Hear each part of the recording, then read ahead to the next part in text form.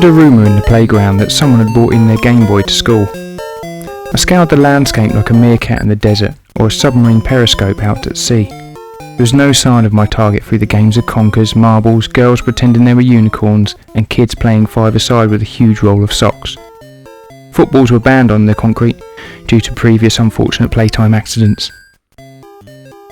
Then suddenly an angelic light shone down from parted clouds around a boy with a small group of my peers. Harps were playing and winged coopers hovered above. Chip-tuned sonics whirled around the playground in crystal clear 3D, and dot matrix sprites flew out of a tiny white box, like the containment unit shut down in Ghostbusters when all the ghosts escaped. Or maybe I've embellished that in memory. Either way, his name was Matt Baker, and he was now the most important lad on earth.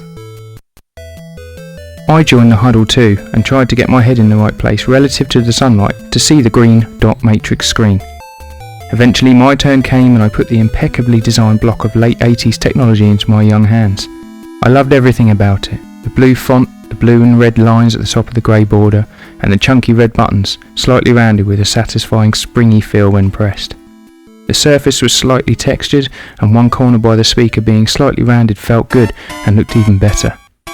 It was a perfect design, and still to this day, I have my original, I think it's such a perfect and iconic piece of design.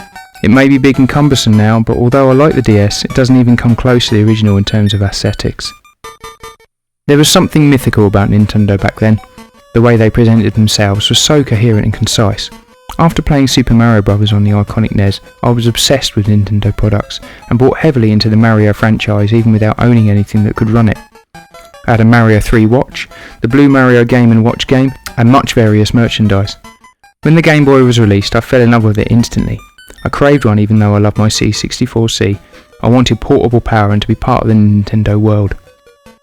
I kept seeing it on the telly, those two iconic ads, the now you're playing with portable power, and the perfect collage collection of pop art style nuttiness that was full of culture references. Genius marketing that helped to make the system the most desirable piece of kit. The games I remember from my first encounter with Nintendo's Game Boy are Nintendo World Cup, Tetris obviously, and Super Mario Land, but this was just the beginning of my journey through the system. The box art was incredible for the games, and being a sucker for graphic design and presentation, I loved the cardboard boxes with the Game Boy logo on a metallic background as standard. Continuity through everything is paramount in marketing, and of course this was no exception. I could go on forever about the games, but that's for another time, as it gives me endless opportunity to talk about the machine. So for now, my two favourites, Zelda Link's Awakening and Super Mario Land 2, 6 golden coins. Zelda Link's Awakening is, in my opinion, the best Zelda game. A collective ooh is heard across the gaming world. I'm being controversial, I know. I remember when Super Mario Land 2, 6 golden coins came out and buzzed my skull. Huge sprites filled the screen with SNES-like animation and imaginative enemies, worlds, level design, handling, and its kooky psychedelic feel, all making it captivating to me, and I still play it every other month.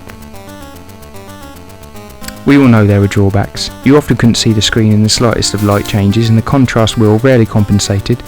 The add-ons for the machine made it look like the International Space Station and made it even less portable, almost like a dog trying to get through a doorway with a piece of wood bigger than the door frame. You really needed a carry case, or a good pair of combat trousers, as it's maybe not Atari Lynx big, but it definitely wasn't Nokia 3210 small. The Game Boy's legacy in the industry is one that will never fade. It was genius, executed perfectly by a company who pioneered gaming on the move. The cynic would say it sparked times of kids putting down their marbles and conkers and watching screens, but what fun it was delving into those dot matrix worlds. Is there anything that sparks nostalgia better than those two Nintendo notes that ping out when you switch it on?